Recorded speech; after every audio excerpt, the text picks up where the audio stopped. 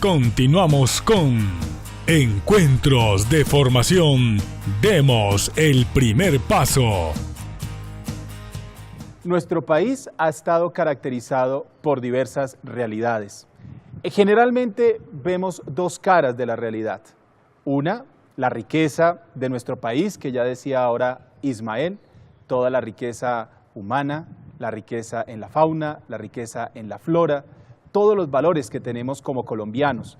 Pero también, desafortunadamente, tenemos otra cara que nos ha marcado, nos ha determinado y nos ha afectado, no solamente en el corazón, sino también en nuestra mente, en nuestra conciencia.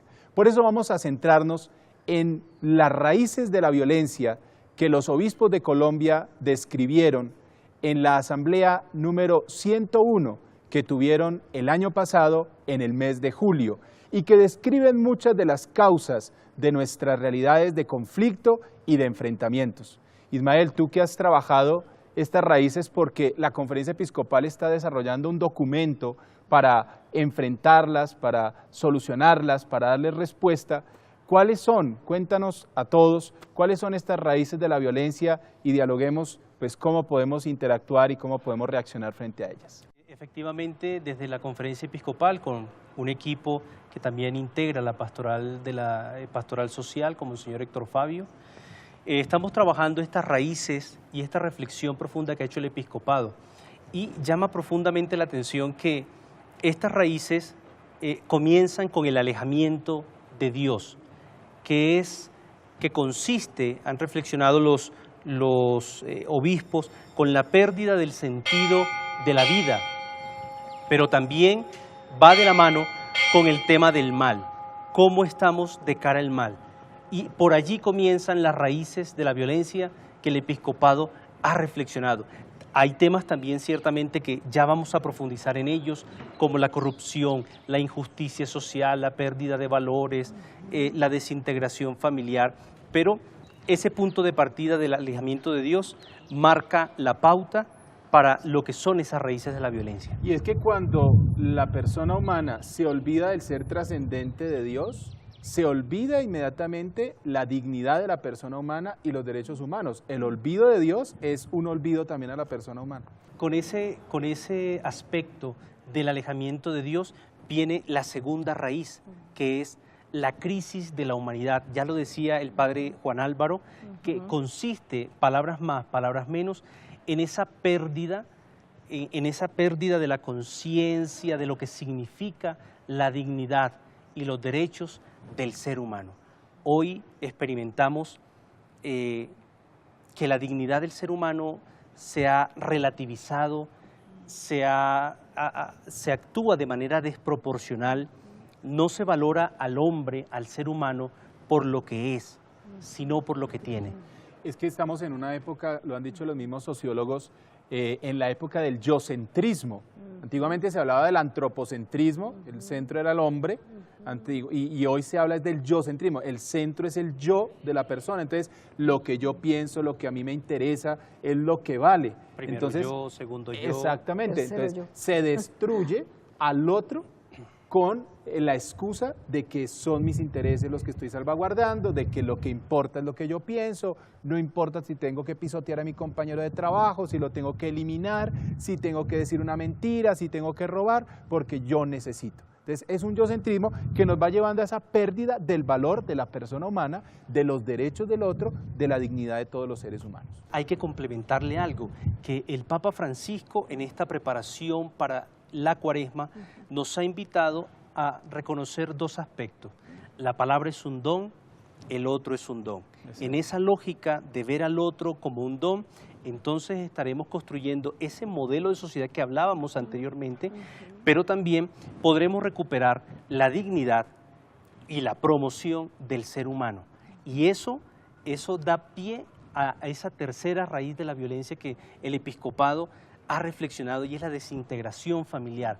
Esta desintegración familiar, ya lo decía el padre Juan Álvaro, a partir de esa lógica del yo, primero yo, segundo yo, todo gira en torno a mí, desconozco al otro, desconozco a la alteridad. Y hoy la familia vive una crisis profunda a raíz de la violencia. los diferentes tipos de violencia, a partir de la disfuncionalidad. Cuando yo me encierro en mi mundo, en mi pequeña zona de confort y no entro en relación dentro del contexto familiar con el otro, se crean divisiones. Y eso lo experimentamos hay otro hoy. elemento que ha afectado, a pesar de que las tecnologías nos han ayudado a acrecentar en muchas cosas, también las tecnologías nos han separado. Conozco las familias, cuando las familias están, por ejemplo, todas en la mesa y cada uno con su celular, con su iPad. Me comunico más fácil con Corea, con la China. En los restaurantes. En los restaurantes, en la playa, estamos de paseo. Lo primero que piden es la clave del Wi-Fi antes del menú, de la carta, de lo que se quiere compartir. Así es, y se van de paseo y continúan con el iPad.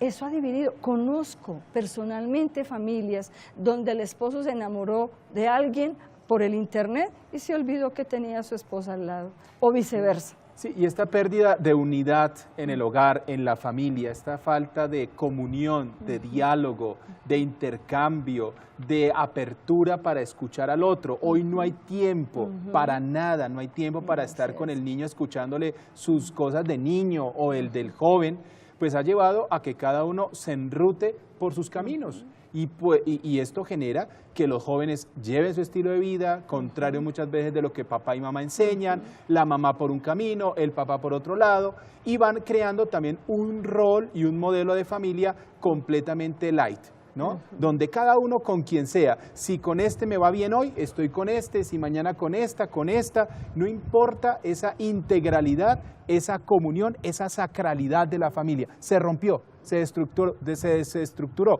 y eso genera que los niños crezcan en un concepto de sociedad dividido, no familiar, no comunidad, sino muy individualizado y cada uno está en lucha contra el otro y pierde esto que acabas de decir, ya el otro no es un don, no es una responsabilidad para mí, el otro es uno que me sirve, lo utilizo cuando yo lo requiero, cuando me vale, de resto lo saco del camino. Eso que dice el padre Juan Álvaro y que anota muy bien la hermana Luceli, abre el escenario a esta cuarta raíz que el episcopado colombiano nos propone para reflexionar, y es la pérdida de valores y el relativismo ético.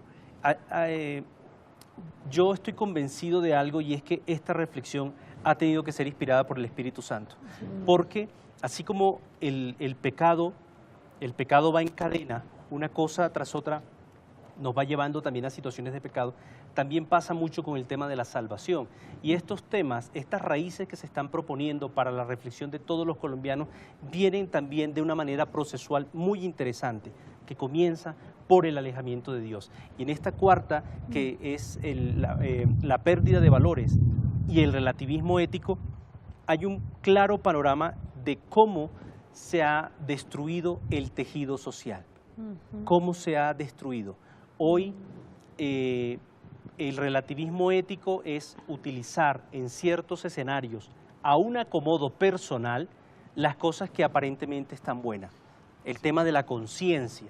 Entonces, un ejemplo muy claro, nos desgarramos las vestiduras socialmente cuando se maltrata a un animal, que atención, está bien porque la vida Dios la ha dado y es importante, pero se apoya el aborto.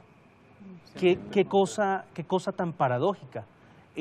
Luego puede pensarse eso en un lenguaje social como que la vida de un animal, que si bien es importante, está por encima de la dignidad de los seres humanos, de hijos de Dios. Es una cosa que en lo personal y con todo respeto yo no puedo entender. Pero ¿de dónde proviene todo eso también? Las dos fuentes que nos alimentan educacionalmente, que nos construyen como personas humanas, han descuidado su tarea y la responsabilidad de transmitir esos valores. La fuente de la familia. En casa muchas veces papá y mamá ya no transmiten una serie de valores, dejan todo a la escuela, al colegio. ¿Y qué pasa? A nivel de escuela y colegio también se está olvidando transmitir estos valores y estos principios. El modelo educativo que hemos venido teniendo en nuestro país es un modelo que va transmitiendo una serie de modelos pedagógicos foráneos, extranjeros, pero olvidan nuestra realidad cultural propia colombiana y genera lo que estamos generando. Pero también se está convirtiendo la educación en una mera transmisión de conocimientos racionales, pero no de una serie de valores, de principios que nos transforman y nos permiten ayudar a construir la sociedad como debe ser. Yo creo también.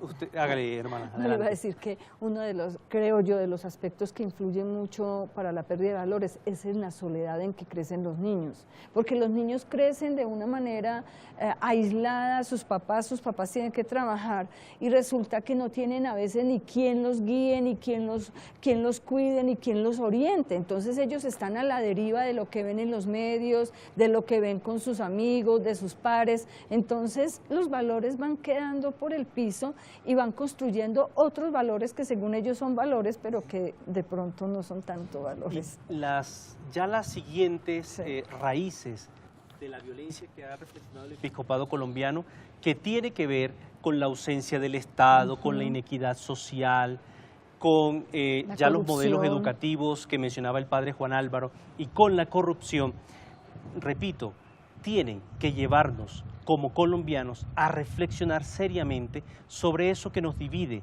que genera disensos, que no permite la cultura del encuentro con el otro, para comenzar con Cristo, algo nuevo en bien de todos los colombianos. Bien, pues estas son las raíces de la violencia que nos han dividido, que nos han enfrentado y que han de alguna manera manchado la riqueza que tiene Colombia en todo su territorio y que tenemos los colombianos, pero que depende de cada uno de nosotros dar ese primer paso, dar el primer paso para volvernos a acercar a Dios, dar el primer paso para ya no dejarme corromper por los que me pasan plata para que yo haga esto, para que yo haga lo otro o para que deje de hacer, dar el primer paso para educarme en valores que nos construyen como sociedad. Pero también en este camino de dar el primer paso es necesario que tengamos muy presentes los criterios pastorales que la visita del Papa Francisco tienen para esta realidad que vamos a acontecer en el próximo mes de septiembre. Y qué bueno que los conozcamos. En primer lugar, queridos televidentes, los criterios pastorales para esta visita están en torno a que la visita del Papa Francisco es una visita pastoral. En primer lugar, el Papa viene como pastor de la Iglesia universal a acompañarnos, a confirmarnos en la fe y a animarnos en la esperanza.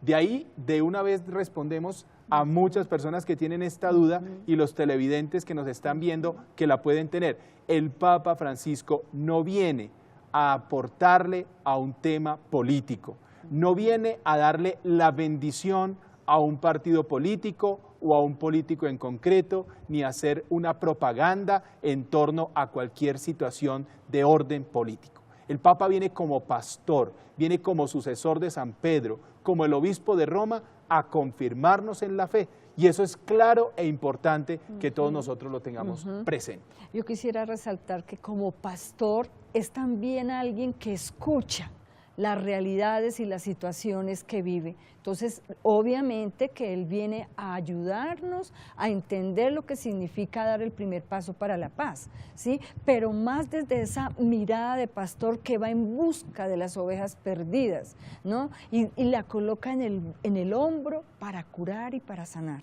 Entonces, como es pastor, él escucha.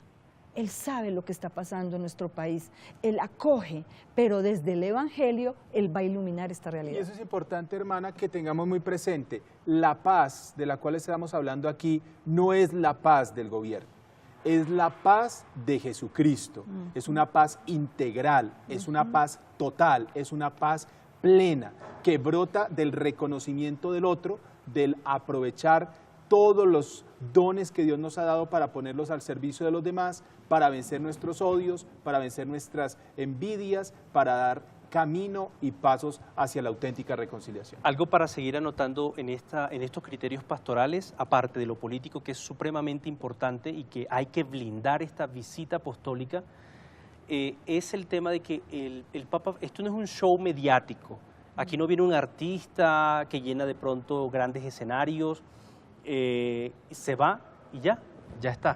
Aquí hay una preparación muy seria que ha hecho la Iglesia peregrina en Colombia antes de esta visita, durante y después. Esto es clave para que lo tengamos presente en todo este camino que iniciamos en la preparación de esta visita apostólica. Esto no es un evento, aquí no viene un artista, esto no es un show mediático como el que de pronto estamos acostumbrados a vivir en el deporte, la cultura y demás.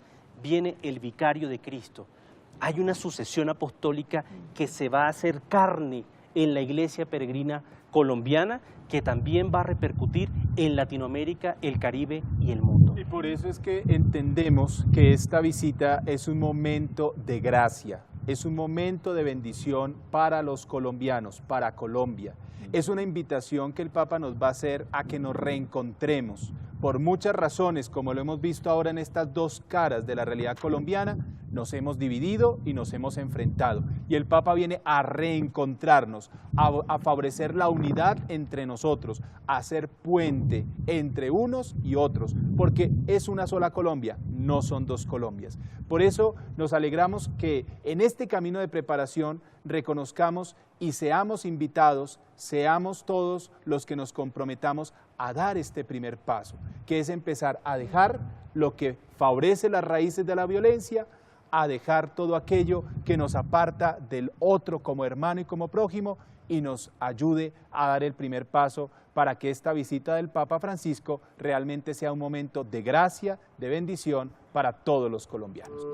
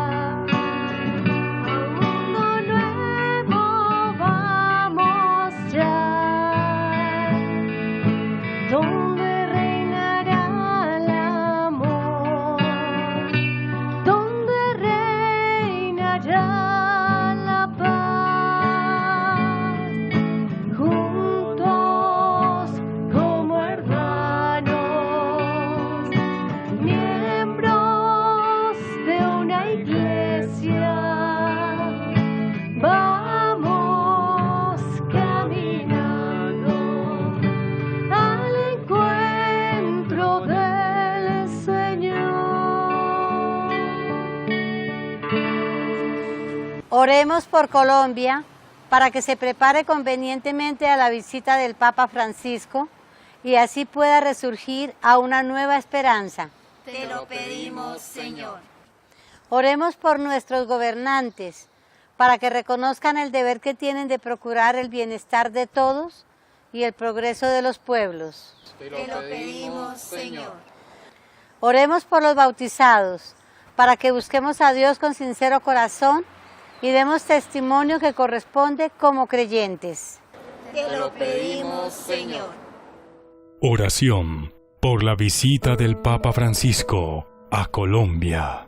Padre de misericordia, tú has sembrado en nosotros la semilla de la fe para que seamos hijos tuyos y discípulos misioneros de Jesucristo. Haz que nuestra vida sea testimonio visible de tu reino y demos a conocer a todos tu palabra. Te damos gracias por el Papa Francisco y te suplicamos que su visita a Colombia sea un tiempo de bendición que nos confirme en la fe y nos ayude a dar el primer paso para comenzar con Cristo, algo nuevo en bien de todos los colombianos. Suscita en nuestros corazones esperanza, perdón, amor y paz, para que con la ayuda de tu Espíritu hagamos posible el reencuentro entre los colombianos por medio de la reconciliación. Te suplicamos, Padre de bondad, que por intercesión de la Virgen del Rosario de Chiquinquirá, esta visita del Santo Padre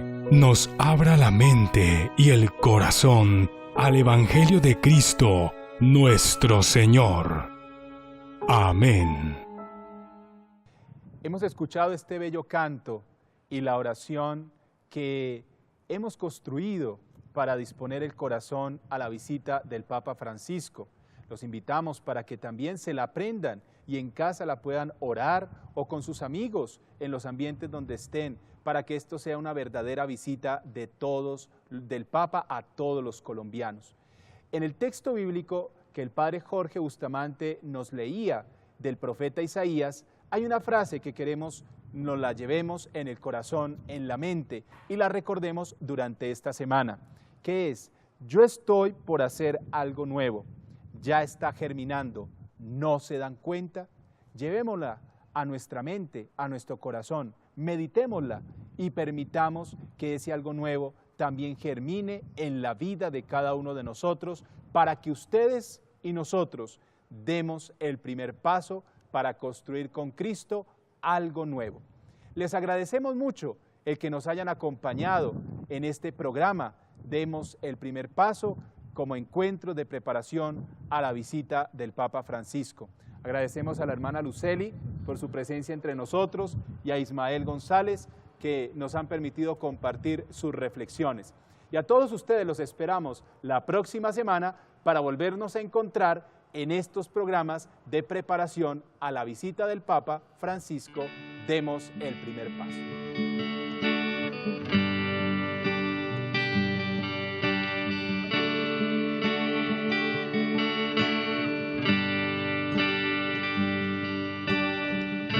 Puede faltar todo en la vida,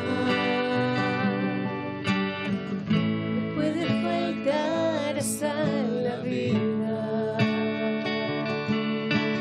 pero nunca quiero que me falte el deseo de amarte hasta el final.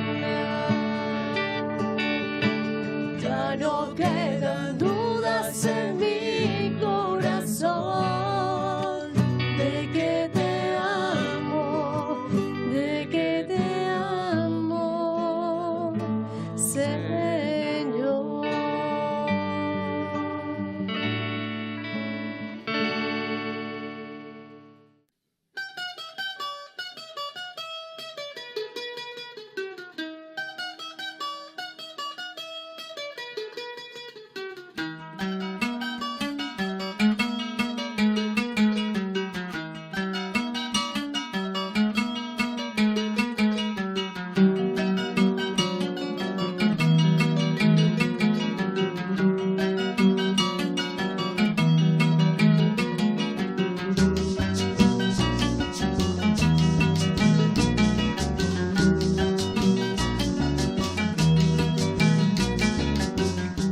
Encuentros de formación.